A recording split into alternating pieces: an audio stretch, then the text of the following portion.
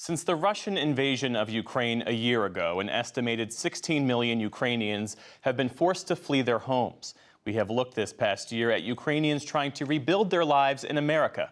And tonight, we introduce you to one man and his family doing that through the universal language of music. Justin Kenny of Rhode Island PBS Weekly has the story, a collaboration with the Boston Globe for our Arts and Culture series, Canvas.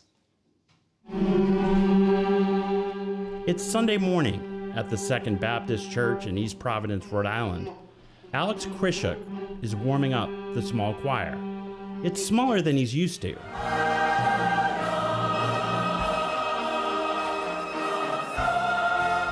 Back home in Ukraine and elsewhere in Europe, he conducted on a much grander scale, like the Reverend Billy Graham's revival at a Moscow stadium.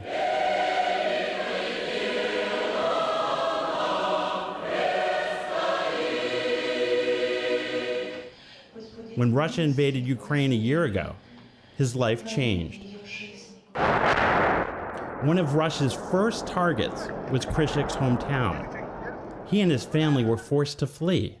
Musicians all, the family made a difficult decision to leave the country and head for the Romanian border. When we came there, a crowd of people, mostly women and children, crying. It was very cold. It was a terrible situation. Many times I saw on TV what's happened in Syria or in other countries when refugees left countries, but I cannot imagine. I can see it's my eyes what's happened. I'm standing in this crowd and crying.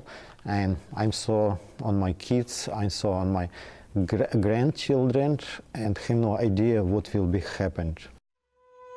They waited for it to be safe to go home, but going home would bring even more pain.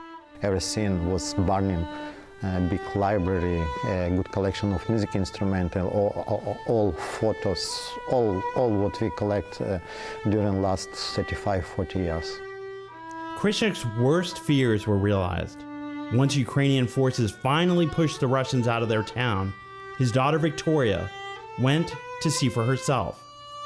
This is where the family house once stood, full of music and culture, now gone.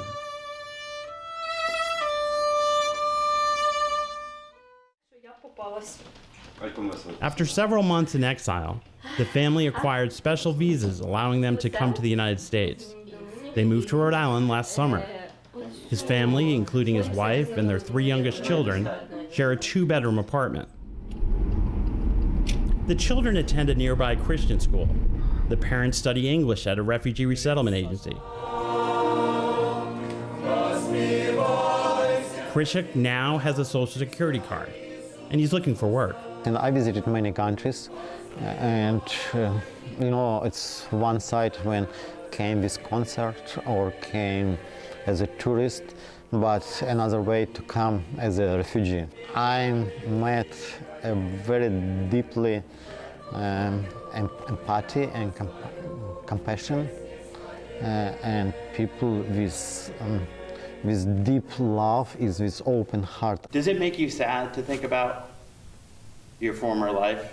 I understand the life is a journey, on the way of journey from day of birth till day of death, and we must came through different events in our life. And when I see back on my life, it's not sad.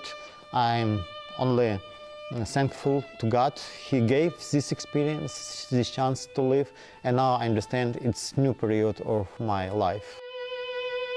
Finding peace in their music, even when there's no peace back home. For the PBS NewsHour, I'm Justin Kenny in East Providence, Rhode Island.